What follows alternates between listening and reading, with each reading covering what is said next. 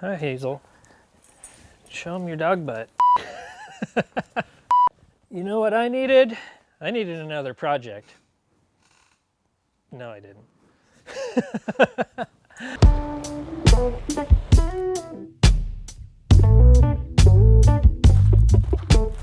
I gotta do better. Gotta speak better, gotta live better. I gotta do better. Gotta love better, gotta give better. I gotta do better. So much better than what I am doing. I gotta do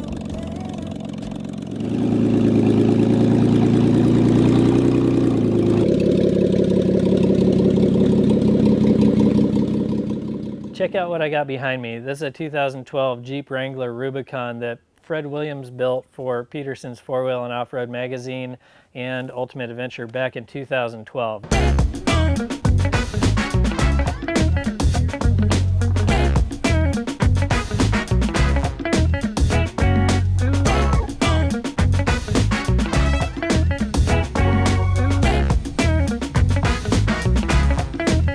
was like the featured rig of the year. It led the trip. And it's always been around. Like this rig was built, like it was built really well back in the day, and it has a lot of good history to it. It's had a lot of different drivers behind the wheel, and it's got stories to tell. And I really want to dig in and show you guys kind of what has been done to this rig in the past and what we're going to do in order to change it up and bring it into the future, because it's not going to be exactly the same in a couple weeks when I head out on the trip. All right, let's go start on the most obvious thing on this build. Check this thing out. Check this out. Let's go to the front of the rig.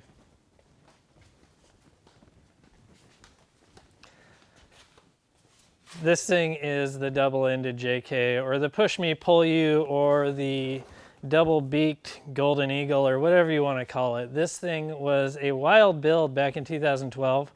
Fred and I were already buddies, and he was like, hey dude, we got Jeep on as a sponsor for UA, but I really don't know how to build a JK to be cool and stand out. And I was like, just build it into a trophy truck or like a cool desert racer or something. And he was like, I have a different idea.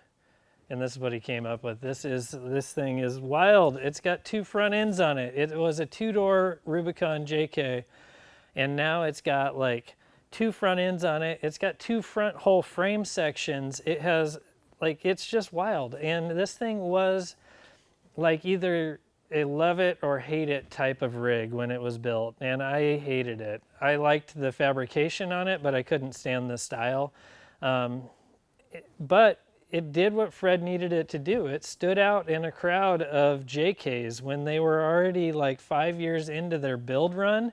Like, he built a JK that like still stood out, and it's pretty cool. It stood the test of time too. It's got all kinds of great work done to it, and as funny looking as it might be, it actually has held up great. So I want to show you sort of what's been done and what's going to get redone.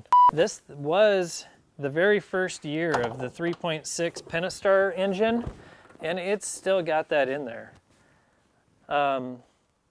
Part of what I really like about this Jeep is that it does have the stock low mileage 3.6 Pentastar.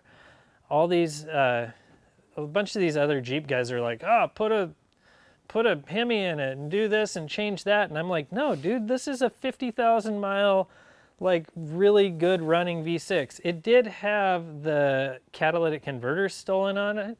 They were taken while it was at Motor Trend, and that's part of the reason why I was able to get a good deal on this.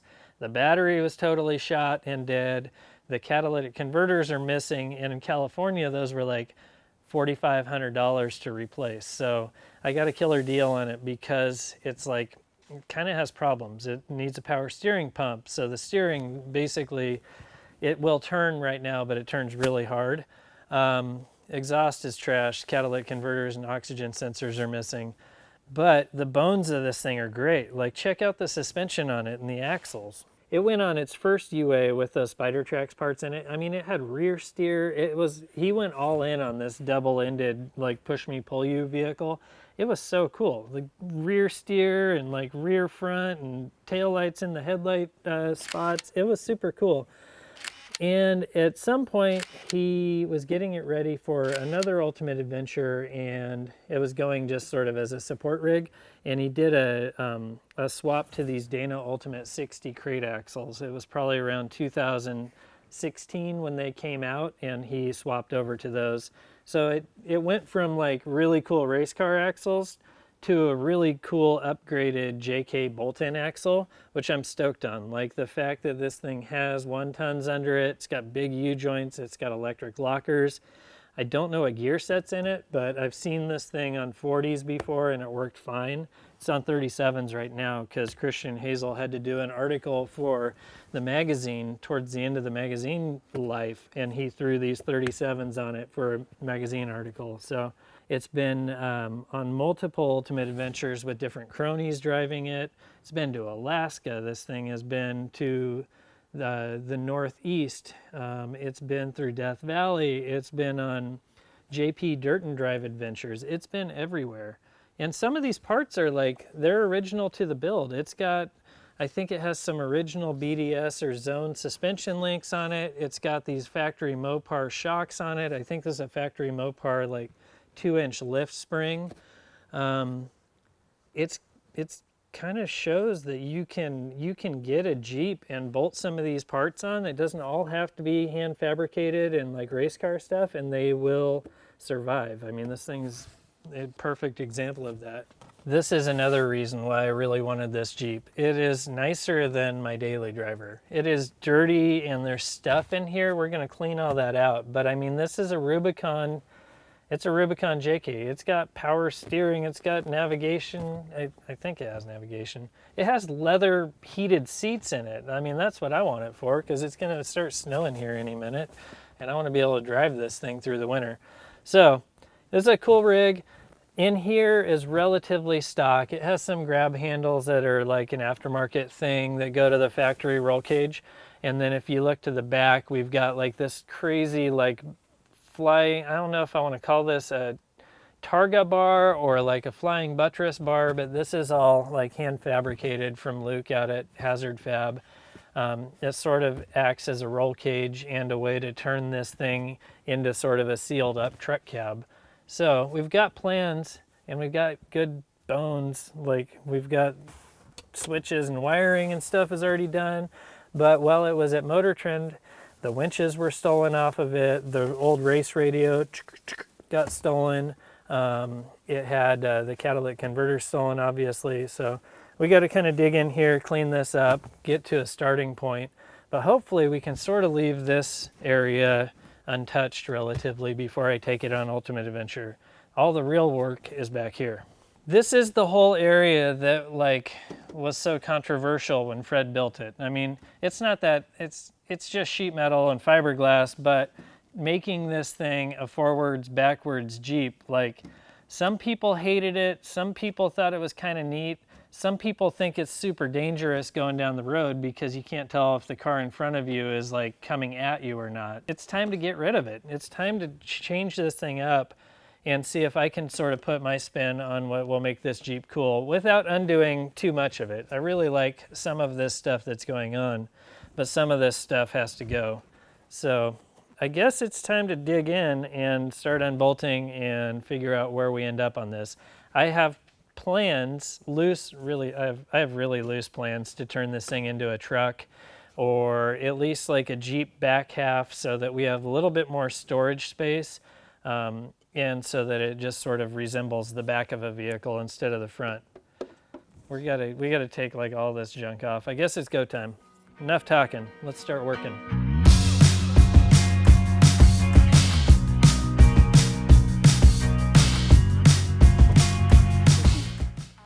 This door is going to be kind of hard to replace at some point. I'm going to take the top off of this thing, but it's got to like come out from under the hood back here. Looks like it's just got some Velcro. It's not a good build until it's got pool noodles in it. This thing probably, when it was first built, I doubt it had these like self-tappers back here, and I'm sure it didn't have this piece of wood screwed across the top. I'm sure like this thing, every time somebody new drove it, they tried to do something to fix like a wind noise or a water leak or something, and these are all the trail fixes that became permanent right here. Clifton was probably tired of hearing this thing flap around, and they found a piece of wood on the side of the road and some screws, and we're like, this'll fix it. This trip was also when Dave Schlossberg from Synergy Suspension like dunked his into a pond and sucked water into the engine and blew up the 3.8 that was in his Jeep. I'm glad I've never done anything dumb like that.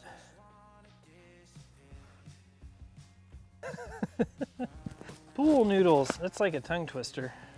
Some sort of anti-floppy bar. This rig back in the day, Fred had this. This is a Bestop top for one of these Jeeps, and he actually took a brand new one, ran it over to the upholstery shop, and had like this back window portion sewn in a different spot. You can see how it's all seamed in there.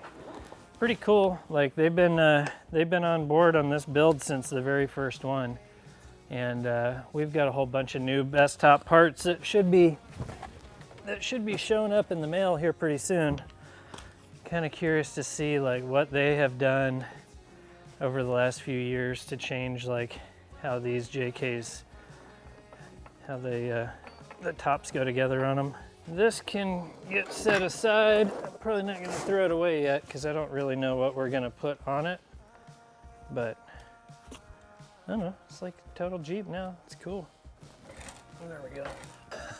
I think that might have been the very first version of Gorilla Tape in there.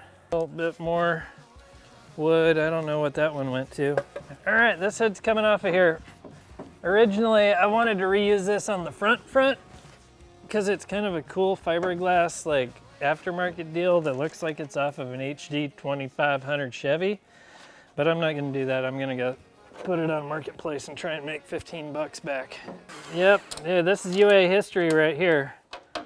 This was some plywood that Sam Gillis and Keith Bailey screwed in here so their gear bags wouldn't fall out in Alaska and get eaten up by the tire. I was told that I had to give this back to him, so I'll probably end up hauling it all the way to the start of this UA. Funny, like this thing's cool. There's no room though. If you ever saw this on an old UA trip, it was like, you know, usually you have like tool bags and you got gear bags for your camping gear and your clothes and all that. All that stuff was strapped onto the top of the hood. If you look on the side, there's like anchor bolts that dudes like drilled in on the trip so they could strap their bags down and all kinds of stuff. Hopefully when we're done, this thing actually has storage space that's sort of more usable. What Jeep was thinking when they gave this thing to Fred, or if Fred actually had to buy it. All right, come off of there. That was easy.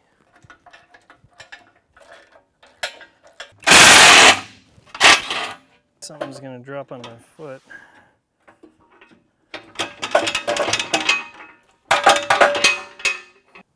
These fenders have been on here forever, and they're like stainless button head bolts that go into a nutsert, and all of it's corroded and not coming off. So I'm trying to get these fenders off just because I'm not going to use them, and I might be able to sell them, but it's becoming a royal pain. So I think I'm going to like cut with the Sawzall and cut the fender itself, and then take the fender flare off on its own.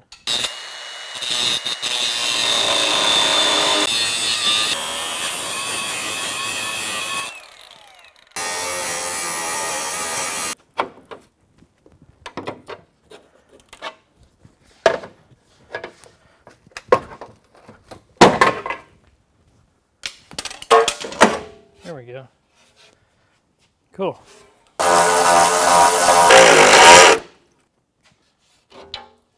Piece of cake. So most of that trip down there to California and back, I was just brainstorming, like wondering what's usable and what's not usable and how much work is this going to be. The thing in the first part of my mind was like, how am I going to make a Jeep that's like a regular two-door Jeep long enough to be a pickup and like have any sort of storage space? And once I got down to LA, I pulled a tape measure on this thing. This has already been stretched from 98-inch wheelbase to 109-inch wheelbase. So this thing is already sort of bigger than a stock two-door Jeep would have been. And with the fact that it's got these frame horns that hang off the back here, like if I get the trail bed or truck bed to sit back at this point here, it's not going to be a whole lot bigger than what we've got right now, but hopefully the space is more usable. It's just kind of like the rig just keeps getting better the more I have it around and realize like, oh, the wheelbase is totally usable and the frame rail is totally usable and all these things that it has are actually pretty good. We're just kind of doing a facelift on it. So let's cut it off and see how it starts to look.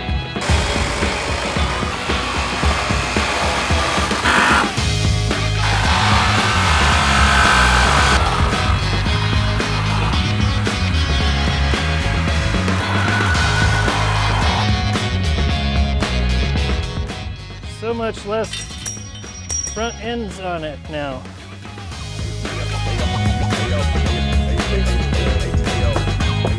The old two-faced Jeep is now a fresh new project. Holy cow. I have a lot of work ahead of me. I'm stoked that there's so much good work already done to this thing. Like there's some legit fab work on here, like good suspension, things like that. I do have some other shocks coming for this thing that'll be here, I think tomorrow. So that'll be exciting. This stuff is going to get changed up a little bit, but not too much.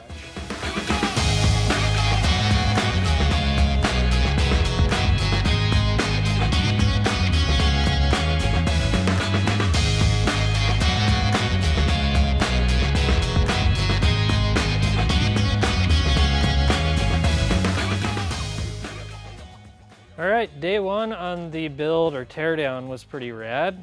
Got the like top off of it, doors off of it, cut the whole back half off, kind of getting together a game plan of what to do next. Right now, I've got to close up shop, get some sleep, and get back out here tomorrow with a fresh head on my shoulders. We've got a lot of work to do.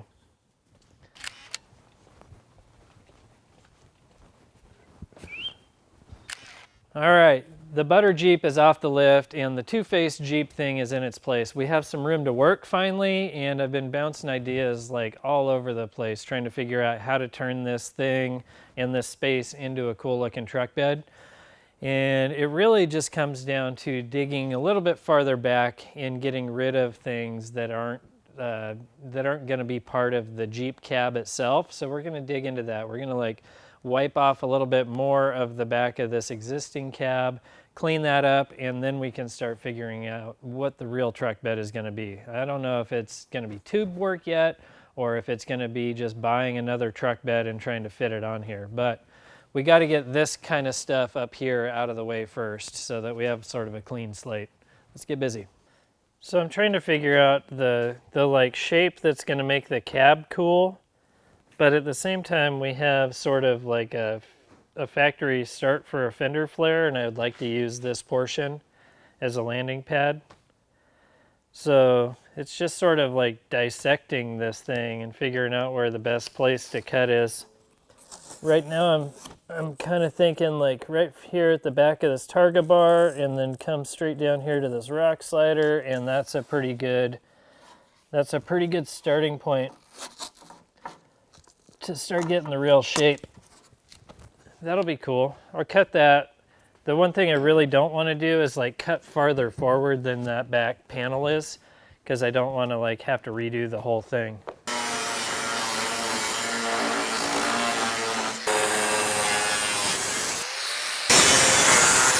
There we go.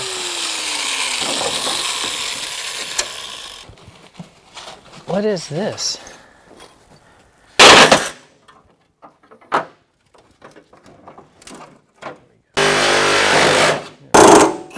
cab. That one got rusty. That was wild. It just like smoked a bunch of rust out of it. Cool. Now we can kind of start digging this whole section out and then have a clean back of the cab to kind of build off of.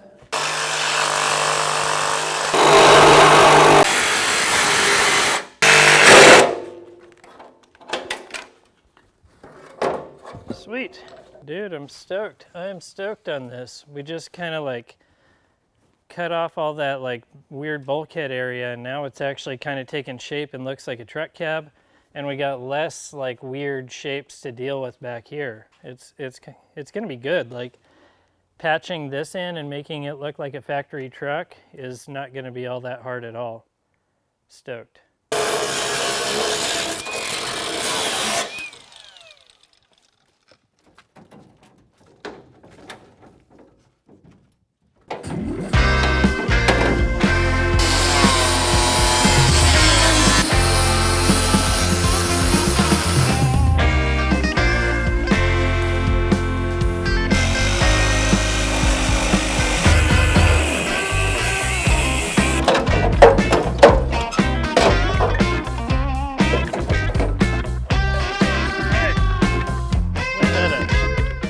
Now it's kind of time to start figuring out the bed on it. There were like a million ways I was going about it in my head to build this, and the first there were a million ways I was going about it in my head to build this. The first one being just extend these quarter panels out. But I really don't want it to look like an El Camino. I don't want it to look like a four-door JK that just has like blanks put over the back doors. I want this thing to have a separation between the cab and the bed and really like hammer home that this thing is a truck now. So it could be easy, just like sheet metal in from here back, but I'm not gonna take the easy route. I'm gonna make it separate, cab and bed. Such a good time having you by my side. It was such good times, baby, with you. Getting some bangers at Mark over there. My buddy Mark showed up. It is, we're barely getting started on this build, but it is a huge undertaking. And like when I was down in San Diego, I was visiting my folks and visiting Mark, and Mark was like, hey dude, when are you gonna like really get some work done? And I was like, next week, because that's all the time I got. So he basically followed me home, 1,500 miles. He drove his little Honda Civic up here, and he's gonna hang out for a week and help me like crank this thing out of here. We got this thing cut back, and it's kind of cool. This whole side of the vehicle is like an 1/8" plate overlay, and without all the rest of it on here, I got this big void. So I'm gonna start cutting back some of this stuff and like grinding off these old welds and figure out how I'm gonna cap this off. It should be pretty straightforward. I don't know.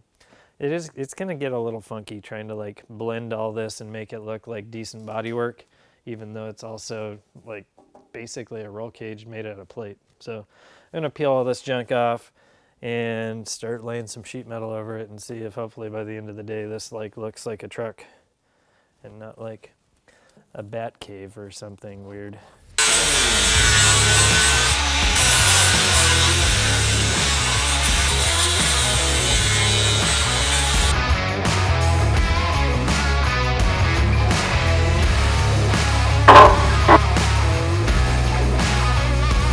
Apparently the rock slider boat side thing just like fell off of there. That's rad.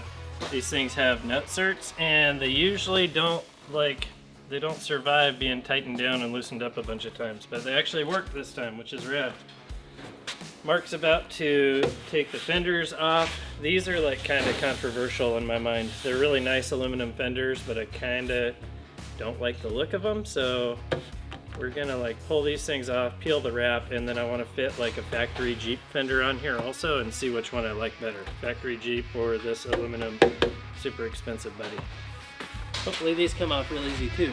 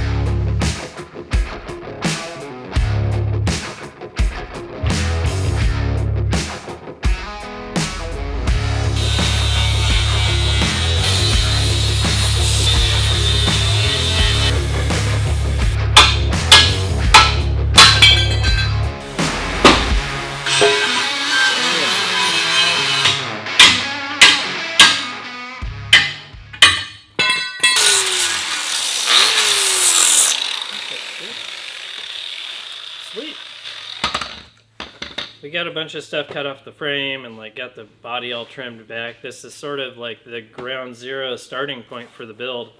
There's going to be some more like disassembly at some point with like rear suspension, but I think tomorrow I should be able to come in here and actually start like capping off the back of the cab, and we can start figuring out what's going to happen with the bed back here. Hopefully something pops into my brain tonight while I'm sleeping, and I come in and I'm like, oh my gosh, this is what we got to do. But right now I'm just kind of winging it, which sometimes winging it works, you know?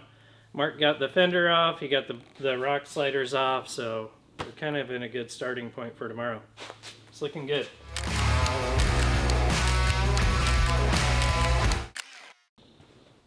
Check out this Marketplace score. I got a set of stock JK fenders on Marketplace. I only got 3 of the 4, but I really wanted to see how this Jeep would look with the stock fenders back on it. I've not been a super big fan of those tube fenders. They're just a little too spaceshipy. I really think these things might look right on here. I mean, they have to look right. They're stock Jeep fenders. What do you guys think? I don't know. Maybe a stock JK fender kind of repainted orange would look good on here.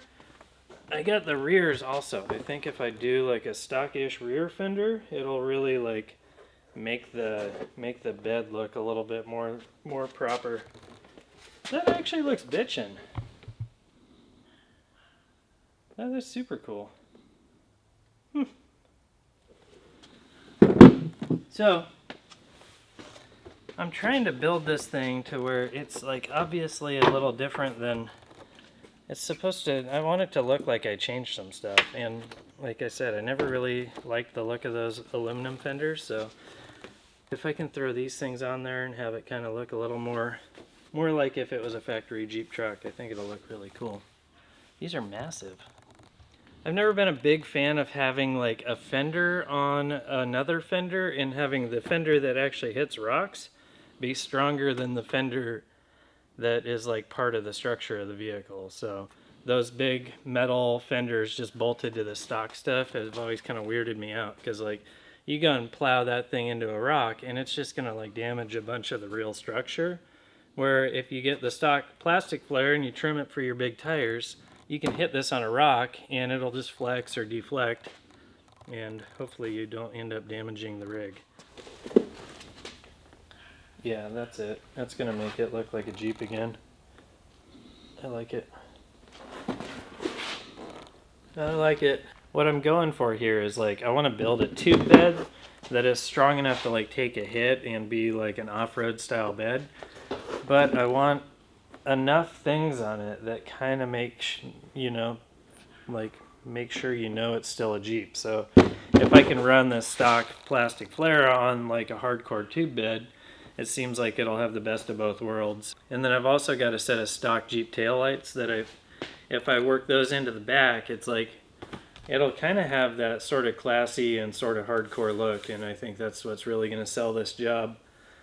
So it's time to start throwing tubes and start figuring out the size of the bed that I'm going to build. I do have sort of a game plan on this style. And there's not too much to work with, but I know I want to do round tubes and I want to skin that with sheet metal, and then I actually want to body work it so that it looks a little bit better than just like a tube buggy rock crawler thing, but is hardcore enough to where if I drop it on a rock back here or like hit it with if I drop it side hill into a rock, it doesn't just like cave in.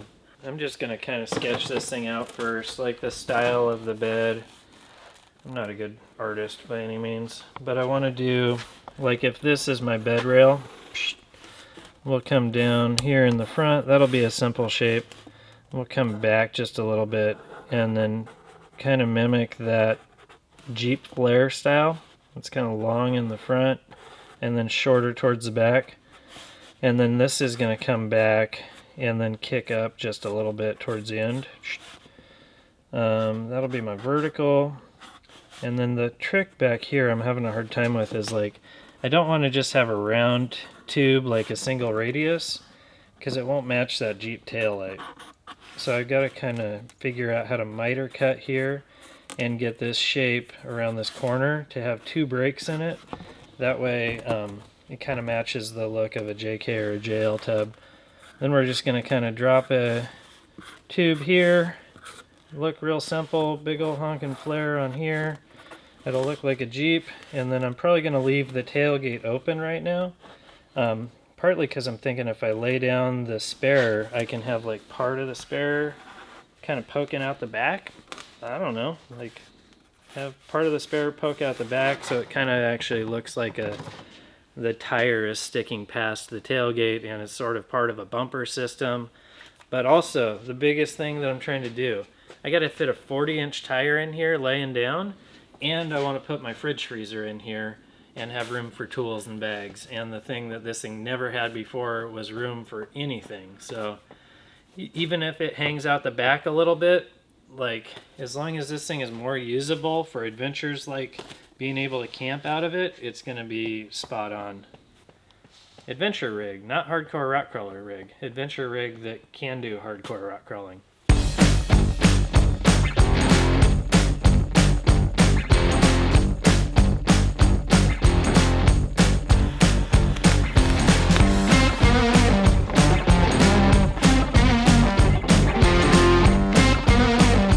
I'm going to get back here and actually cap off the back of the cab where we chopped off the other front half.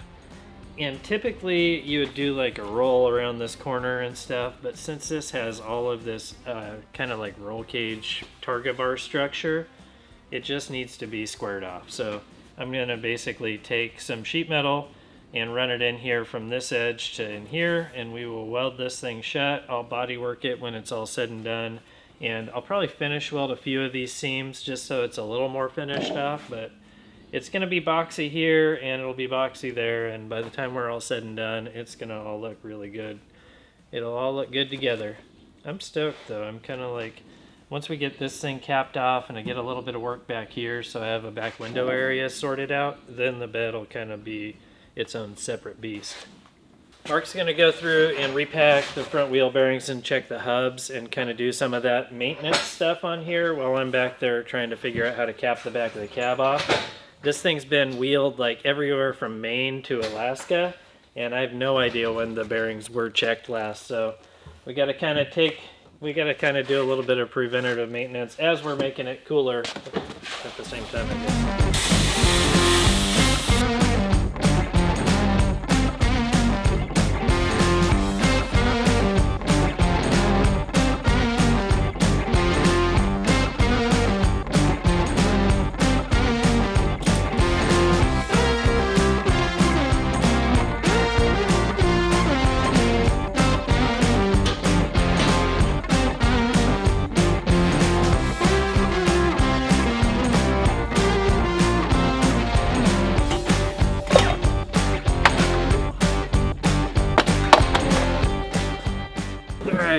I got the hub off and it's kind of crazy. There's a bunch of water intrusion in this. I didn't see it at first, but like the grease on the back has water in it, and the bearing race is smoked, the spindle got super hot, and the seal housing itself, like it lost the spring and tension there. So we've got a bunch of fixing to do and parts to order.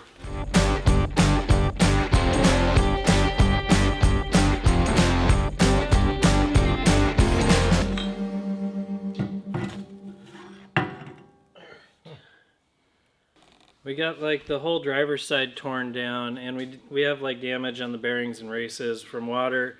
And then check this out, we just pulled the axle shaft out, and these are big 35 spline Dana 60 shafts.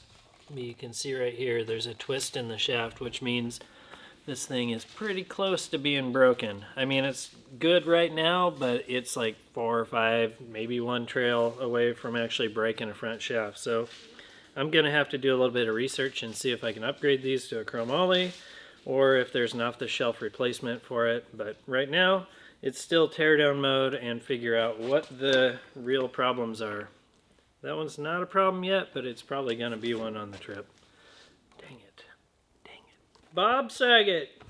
Cameron's over here playing with the old zoom. I assume that you can totally see up my nose right now.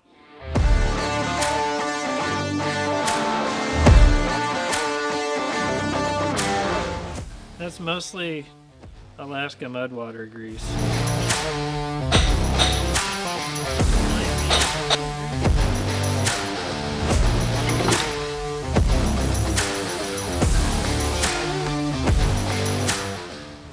It's the end of the day and I barely got 5 minutes worth of work done on the back of this thing, which is where I was supposed to be. Instead, we're beating this front axle apart, tracking down parts, ordering things, figuring it out.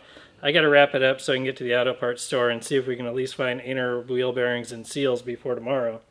I think I have a line on an axle shaft for the other side, but I probably am not going to get a chance to put it in before the trip. But it's my buddy Vern, and he might just bring it to the start with me, so if I do break it, I'll have an option. We're getting there. It's just not easy going.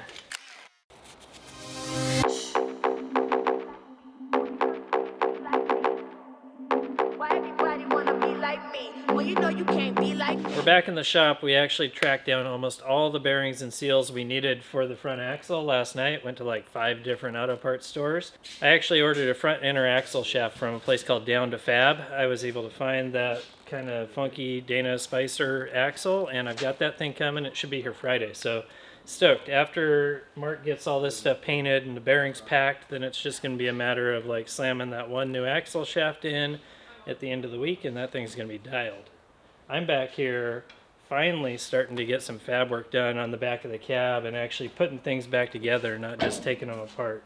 I gotta weld up the filler panel over here and get this thing in, and then we'll figure out the back window thing and a bunch of other stuff.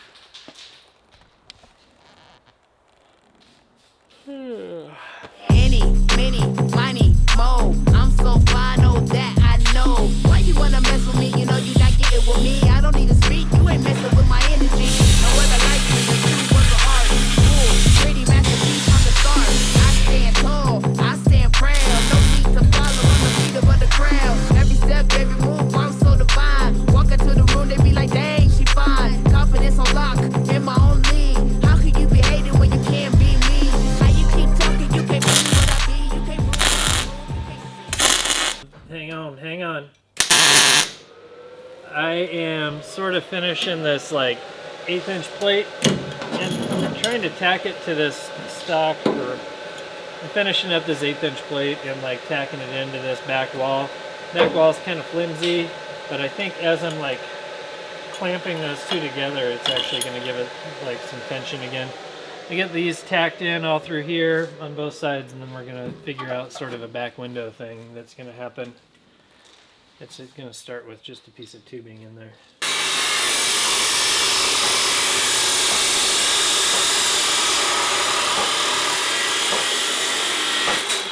I just got to hold this thing in place and then tack it in. I'm going to try and create like the rear window opening off of this, and then I'll have to like make a little filler panel and get rid of all this weird chopped up sheet metal, make it look right.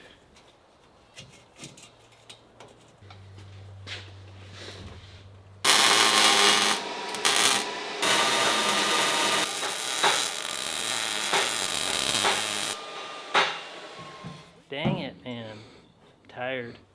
The cab's looking good. The back window's started. I really want to get cracking on this bed, though. That's like the coolest part of this build. So a little more work on this, and then we're going to be on to that. Come on, baby. Please.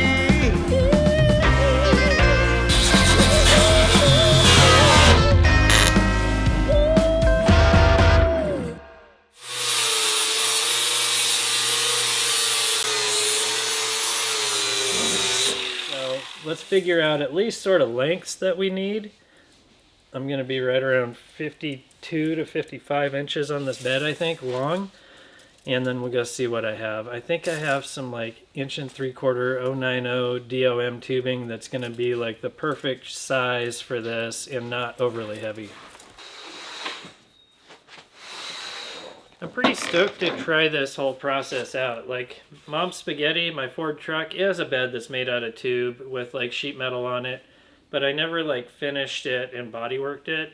I'm really looking forward to like doing the body and paint part on this one. I hope I get around to it before UA, but the idea is that this thing is like hardcore like a trail bed or like the back of a off-road rig would be, but still look kind of clean like the Jeep. So I don't know, it's gonna be fun. We'll figure it out as we go.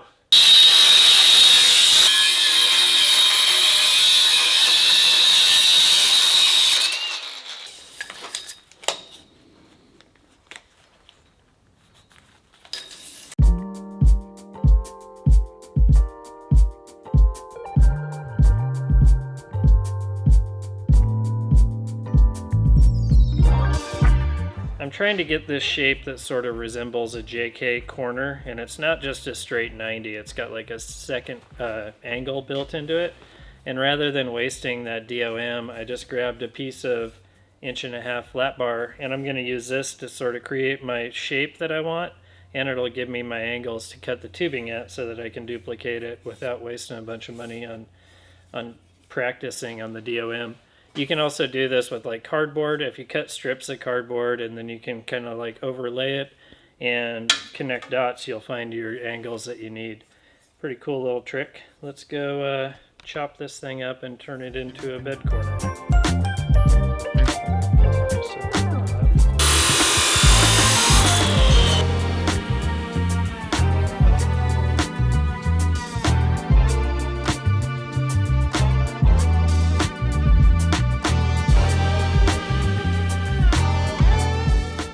I really don't know how long I want this bed to be. Like, what's a good length? I'm trying to figure out the length on the bed so that this thing looks right and proportionate, but doesn't like hang out so far that it gets hung up on everything, but is big enough that it stores all my junk. So it turns out 52 inches on this side tube is where we're going.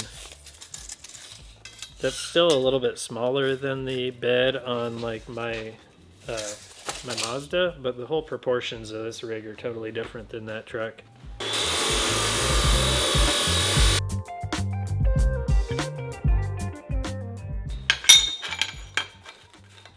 Cool. I think we got a good handle on what's going to happen with the bed of this thing. It's coming together. We tore this thing totally apart like this week and rebuilt the whole back of the cab. We got the front axle torn down and going back together. The bed is kind of becoming a thing, and I at least have like a direction to follow. So I think we're at a good point.